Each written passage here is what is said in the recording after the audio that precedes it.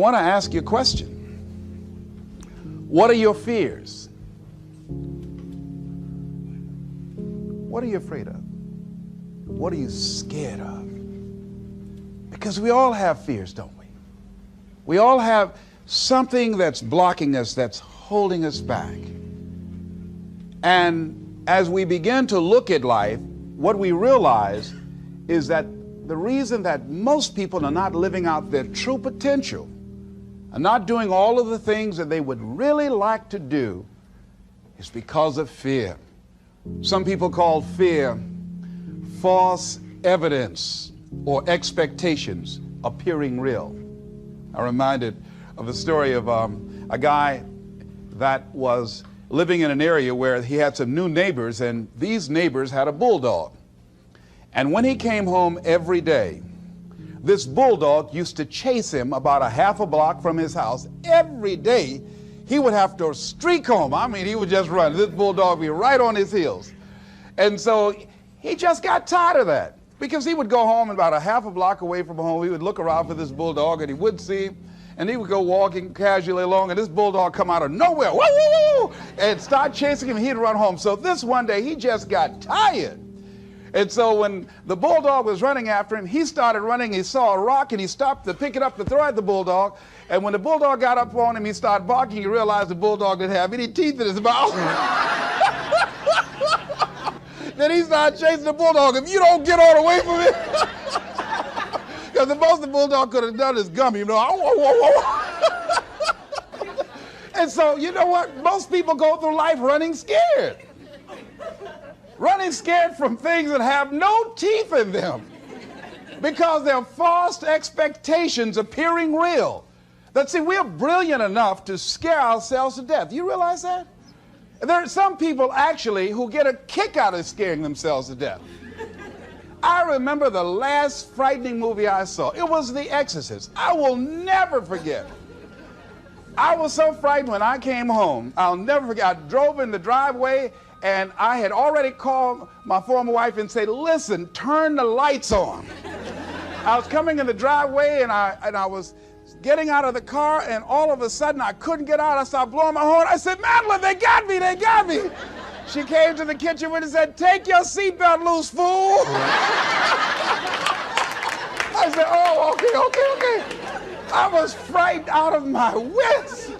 But there are a lot of people who they get off on that. They love it. I'm a person, my brother is a paratrooper. My twin brother, he's in the military, career man. I would love to jump out of an airplane to parachute. I'm scared, though.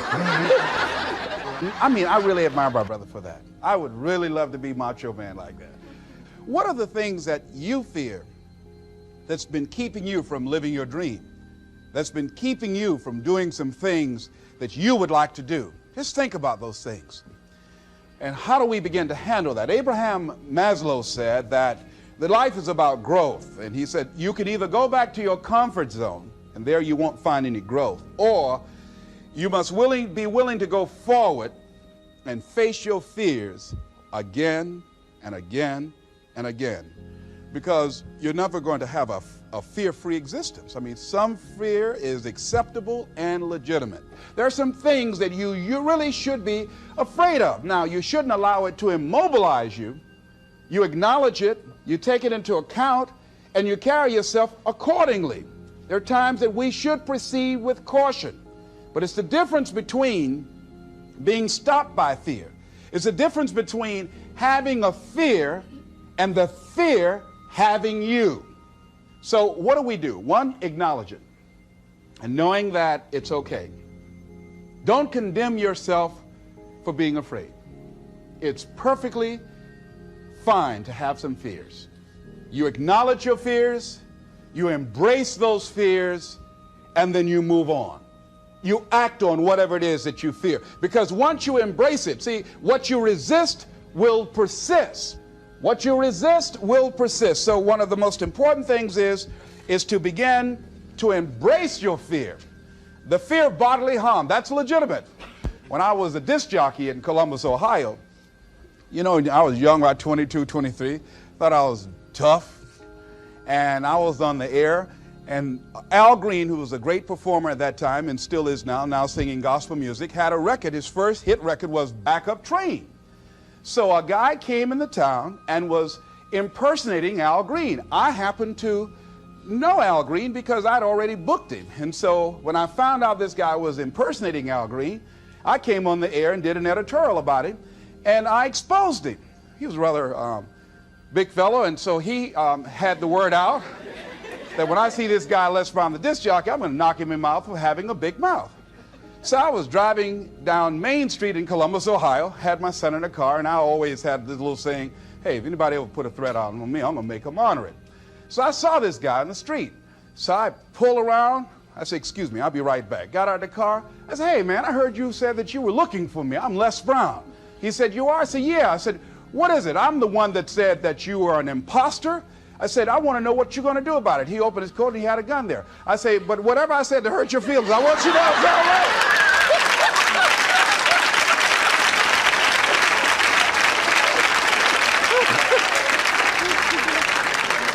Acknowledge your fears, carry yourself accordingly, and do what makes sense for you. Well, one major fear I've always had is a fear of the dentist. And this fear had me. I didn't have that fear. And what really reinforced it, you got to watch things that can feed your fear. I saw a movie that most people would not remember. This movie was starring Dustin Hoffman. It's called The Marathon Man, with Laurence Olivier, when he's trying to get a confession out of here. And he took this drill out. Let me tell you something. When he went in Dustin Hoffman's mouth with that drill, I had $1 worth of popcorn. That popcorn went everywhere. Oh! Do you know I could not go to the dentist for 5 years? I had left broadcasting, went to the Ohio legislature, had an impacted wisdom tooth. Now that hurts. And I would call, and as soon as the people would answer the phone, I would hang up. That's how frightened I was. Dr. Hamler's office, boom, I'd hang up. Then I got to the point where I could just ask for an appointment. Hello? And I wouldn't give my real name. Because I knew I wasn't going to keep it. I'd give anybody's name. Joe Jiggly Jim, it didn't matter. Then pretty soon I got to the point where I could give my name. It was about 4 years after that, you know. I said, my name is Les Brown. Then I would call back and say, look here, due to my legislative agenda, I won't be able to make it.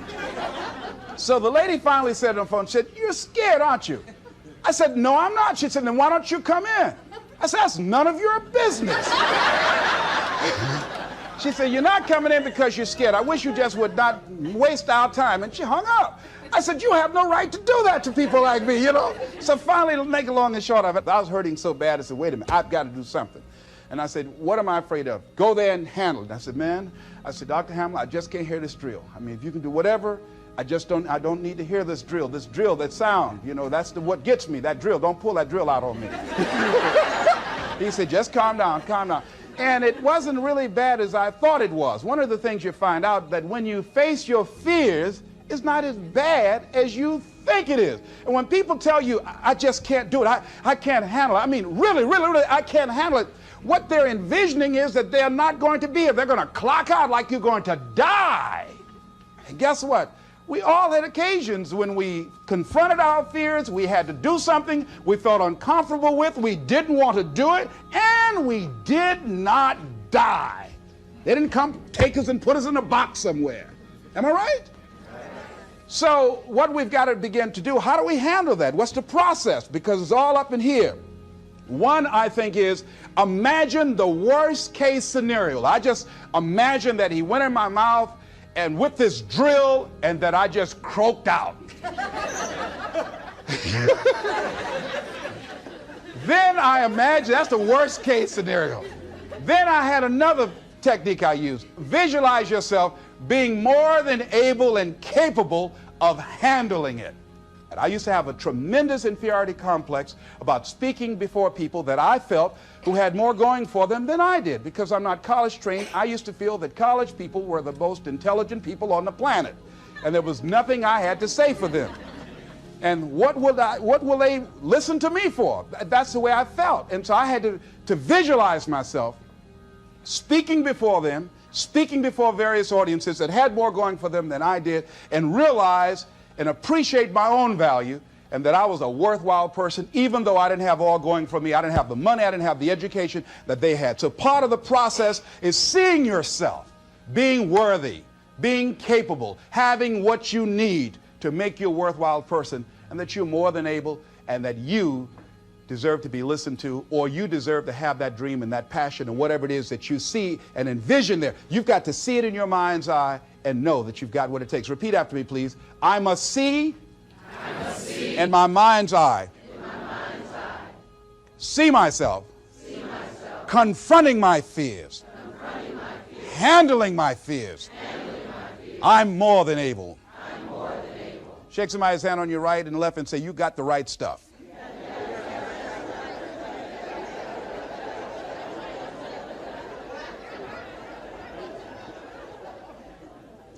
So deciding as you look at your life, as you look into the future and say, what fears am I holding on to? What fears that I'm allowing to imprison me, that's keeping me from breaking out, that's keeping me from living up to my true potential, that's keeping me from really being happy, that's keeping me from having a sense of adventure and excitement in my life? What's keeping me from controlling my destiny? What fears that I'm giving that permission to? Notice what I said, that we must give our permission to fear to immobilize us. Because whatever discomfort you experience, whatever challenges or difficulty that it is, you got to handle it. Got to go up in there and wrestle with it. Will it be easy? No.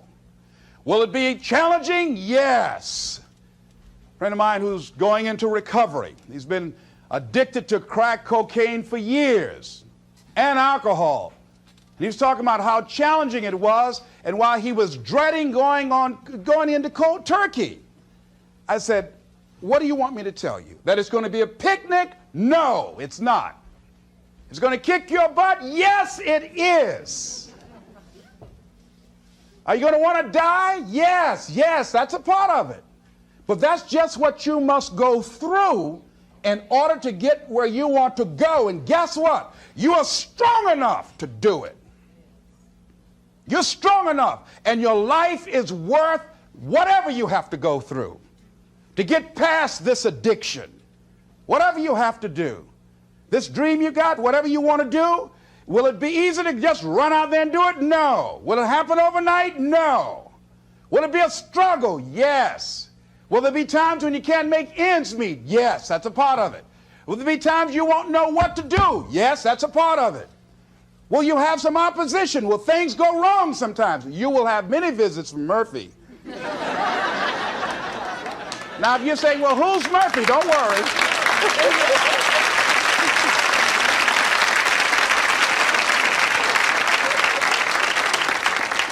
Somebody must have told us someplace along the line, I don't know where, but somebody must have told people, oh, life is going to be real easy.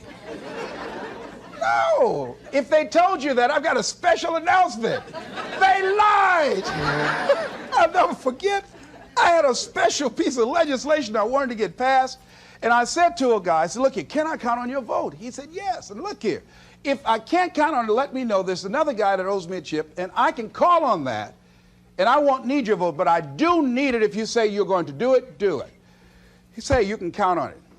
Legislation came up. He voted against my bill. My bill passed. I went back to him and said, hey, I told you I needed the vote, but if you couldn't give it up, let me know. I would get somebody else. I said, why did you tell me? He said, I lied. I was in shock. How many of you that life just wore you out?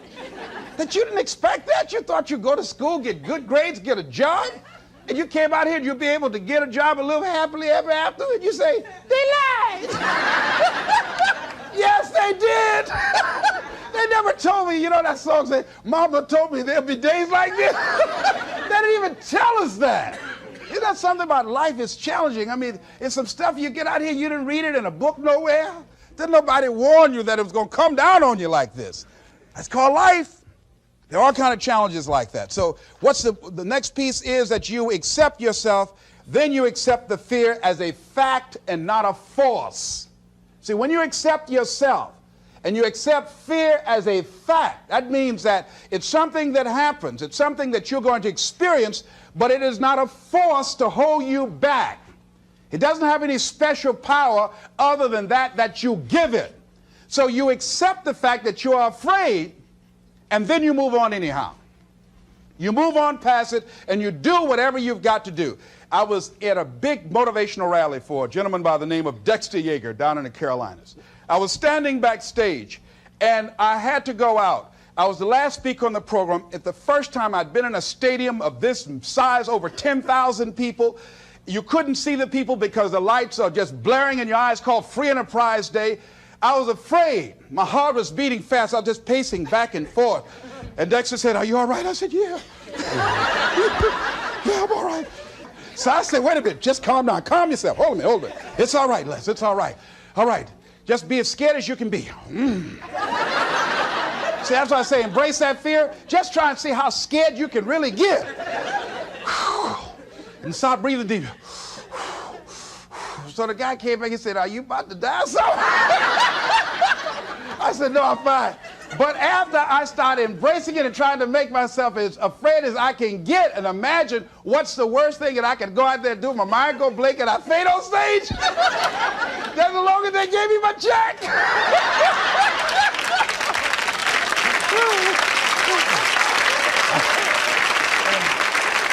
But once I started laughing at myself, I started talking to myself. I said, "You know you scared today?" And I said, I just calmed myself down. And I went out there and I cooked. And that's what you got to do. I had another experience where I was at a major corporation, and it was one of my first major presentations I was going to do for this corporation. And I had 4 other presenters then, had large firms. And one of the things that you've got to do is you've got to watch your inner conversation and discipline your thinking and your imagination, because if you don't, your mind will take you on a wild trip. So my mind said, "Hey, Les." I said, "What?" "These guys are going to wipe you out. You can't compete with them." Because I heard these guys sitting over across from me, and they were talking about all that they had going for them. And so I started doubting myself, and I became afraid, and I was thinking, well, maybe I shouldn't go in there. And so I knew then, and this is what I suggest to you, sometimes you got to talk to yourself. Talking to yourself, could be a good exercise. It might be the only intelligent conversation you ever get. So I got up and I went to the bathroom. I started talking to myself and said, "Les Brown, let me tell you something. What do you care about these guys and their firms and all their money? You got 6 children you've got to feed. You got a mama you got to take care of home. You ain't got nothing to lose."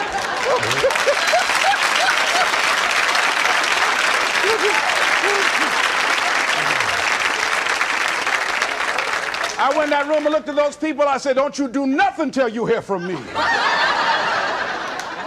And I got that contract too. You got to do that.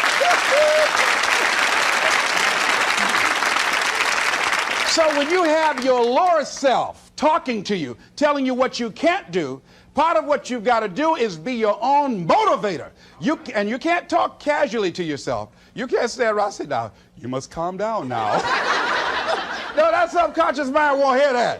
You've got to have a good conversation to yourself. Hey, and answer yourself too. Don't pay these people any attention. You answer yourself. "Hey, what you gonna do?" "I'm going there and get off." "All right, very good. Go in there and take care of business." You've got to talk to yourself, and you build yourself up, and you'll feel your energy level coming up, and people will feel that around you. See, now, if you go through life being afraid, people can sense that. They can pick up that fear. So that's why you've got to stand up inside yourself. I'm reminded of the little boy that was on a bus, and some bigger fellows were picking at him, And so he wanted to move from by them. They were thumping him on the head. And so he stood up just to get from by them, and they would push him back down. And he would stand up again. They push him back down. And he stood up again. They pushed him down, held him down. He said, "You might hold me down, but I'm standing up inside myself." And that's what you got to do in life. See, when you are not filling your life with the things that you are capable of doing, See, we all have some stuff that we've been given. And I don't think that it's optional for us to sit on what we have. See, if you're sitting on what you have, what you've been given, and I think everybody's been given something to bring to the planet, that only you can do that, only you can perform that, only you can initiate that activity. And if you don't do that, if you're not filling in your life with your life work or your mission, then there are gaps in your life. And what we do when we're not living out our true identity, we begin to fill the gaps. We fill the holes with garbage, alcohol, drugs, worry, self-destructive behavior. So when you begin to look at your life and you know that you're not doing what you can do because you have allowed yourself to be held captive by your fears. Now, when you don't have a true appreciation and acceptance for who you are, and you allow yourself to be immobilized by fear, what happens in the process is that you begin to abuse yourself.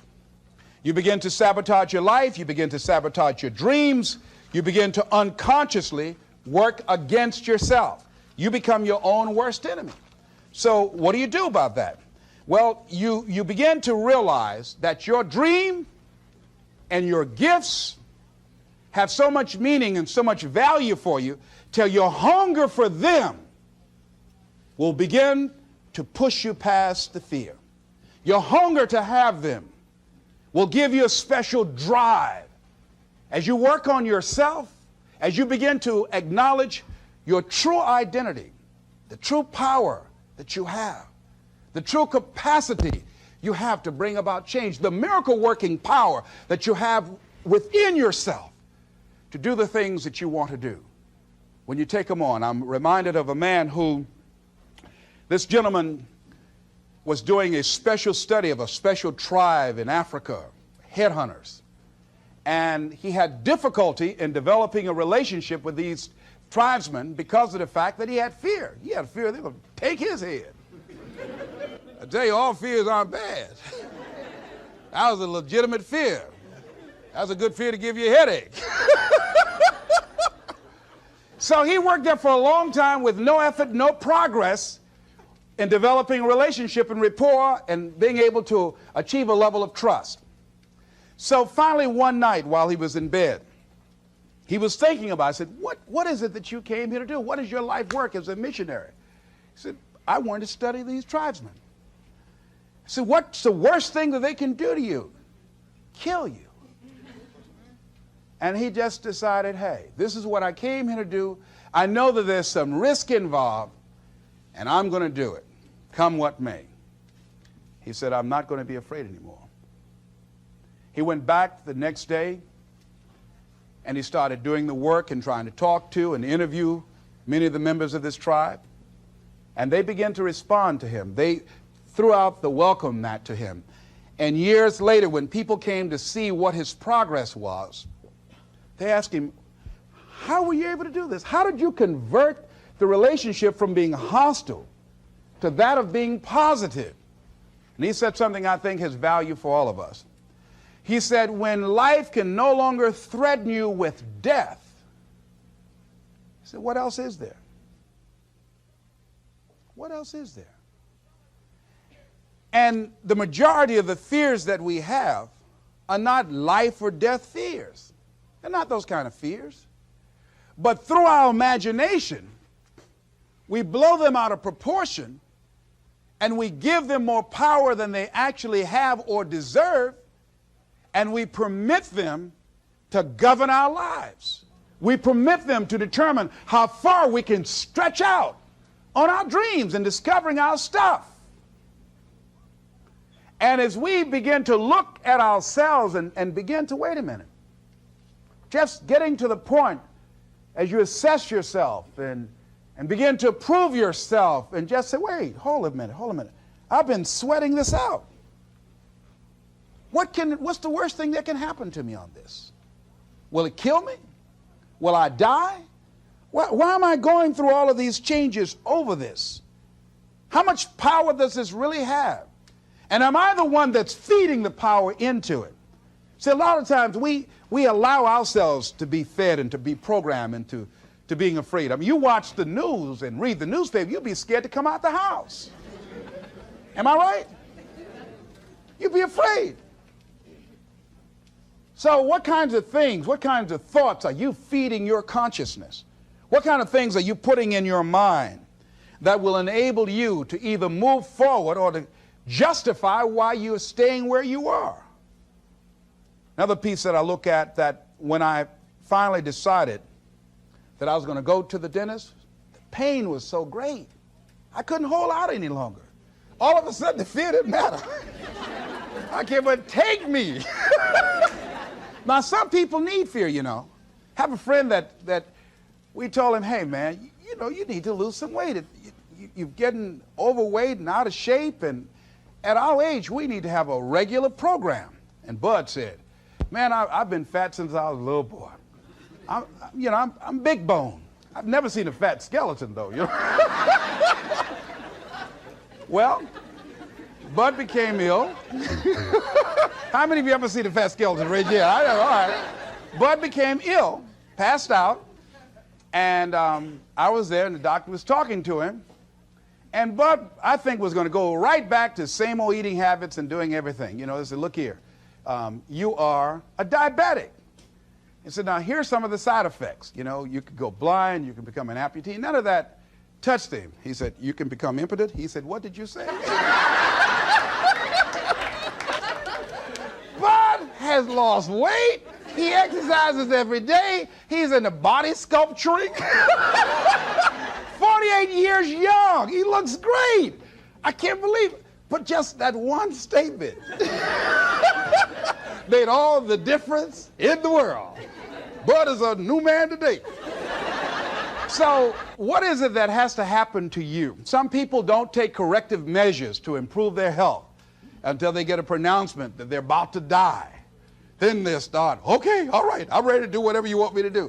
But they won't do that. They can see people dropping off like flies around them. Well, that's them. You got to go from something. We go through life really blocking ourselves constantly. And fear is one of the greatest instruments that we could use to stifle our true potential. When you begin to look at your life, you can decide to use fear as a blocker, or you can decide to use it as building blocks. That you decide, hey, look here, I'm going to move in this direction. I'm not going to allow anything to stop me from doing what I want to do. Shake somebody's hand on your right and left and say, I'm unstoppable.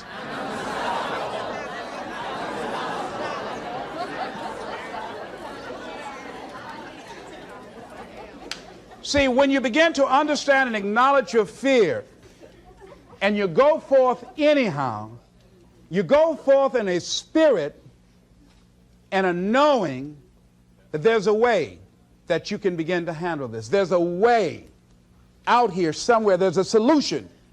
What it is that you're seeking, that you have the capacity to whatever comes up, to handle it, to face it. And rather than feeling powerless, you begin to feel powerful. See, when all of the major downsizings that are taking place around this country, there are a lot of people who are biting their fingers in fear that they might lose their jobs. But there are few people who have decided within themselves, I'm going to make it. Some people aren't waiting to be cut. Some people are moving on their own because they feel within themselves, I've got what it takes to make it. They're not afraid about tomorrow because of how they see themselves, because of what they feel that they deserve, because of what they feel that they can create for themselves. Because these people have decided, as they look at the future, as they look at themselves, there's a way. Where there's a will, there's a way for me to begin to create a way out of no way. And when you have that kind of consciousness, when you have that kind of spirit, nothing can stop you. Nothing. What would your life be like as you look toward the future if you decided, I'm not going to allow my fears to stop me? What would your life be like? What would your future be like if you decided to want that which you desire so strongly that it prepares you past your fears, that you experience the fear, as the one book says, feel the fear and do it anyway? What would your life be like? And I'm saying to you that all of us who have been entombed by fear have the capacity to resurrect ourselves and to resurrect our dreams. All of us have the capacity to do that.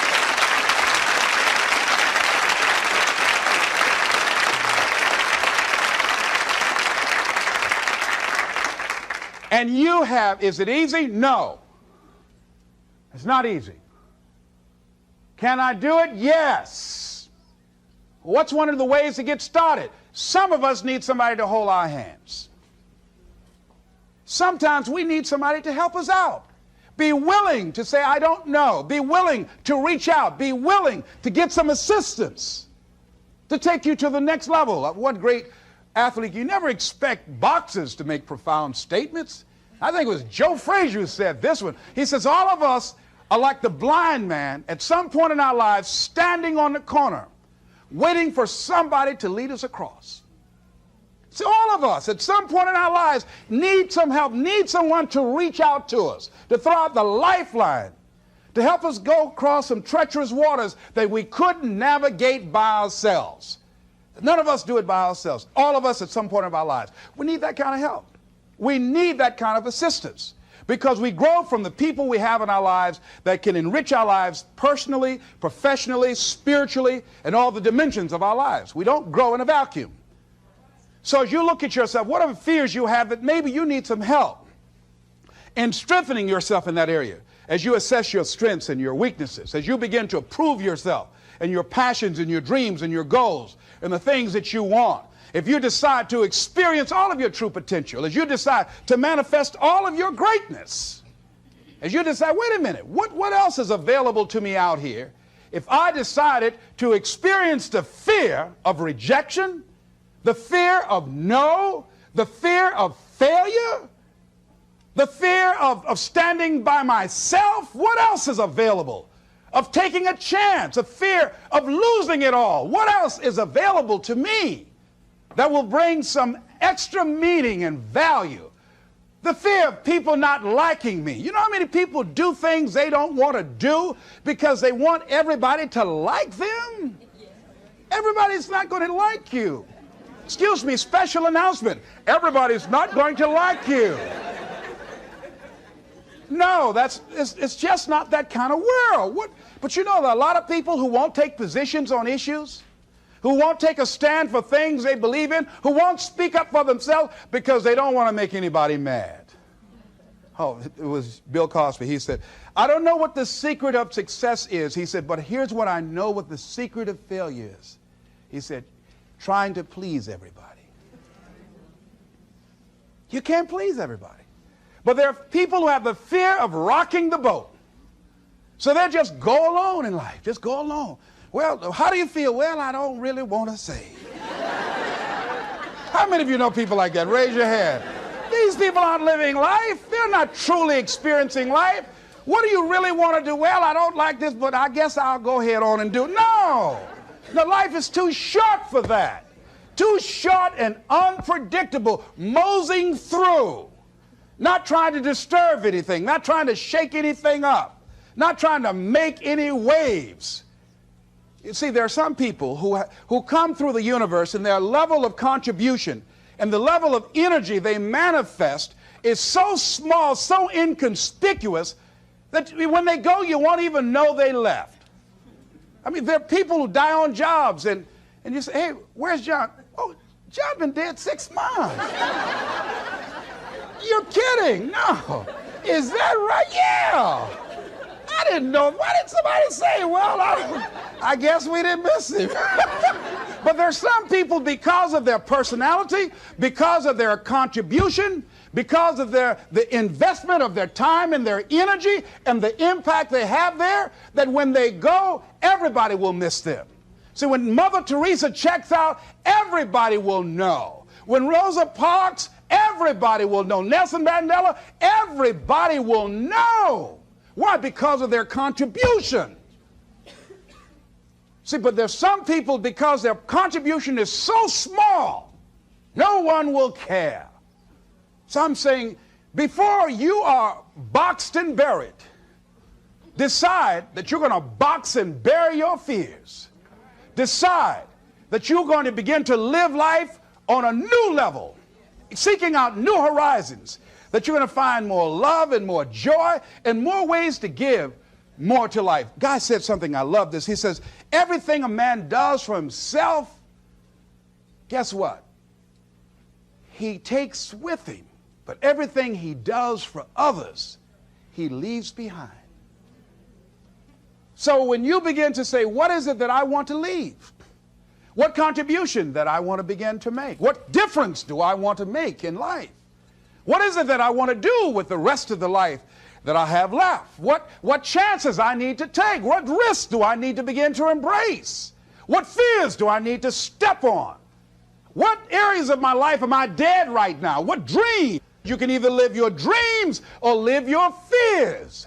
You have got to get to a point where you say, I'm sick and tired of living like this. There's got to be more.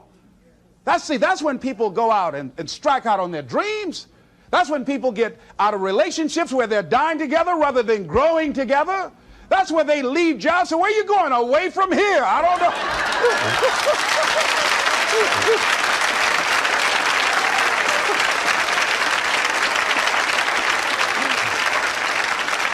Do you have another job? No, I don't. How are you going to make it? I don't know, but I will.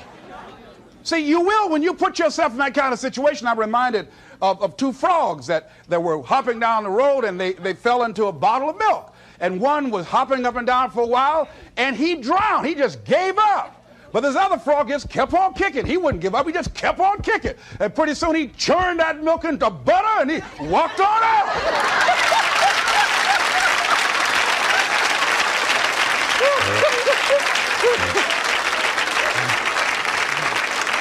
So I'm saying, when life catches you by the neck and blind slap you, whap and knock you down, I said, just keep on kicking, you know, and you can kick on out of those circumstances, whatever they are, not be intimidated by them. Repeat after me, please. I'm going to keep on kicking. I'm going to conquer my fears. I'm never going to give up. Keep shake somebody's hand on your right and left and say, keep on, keep it on. Keep on, keep it on.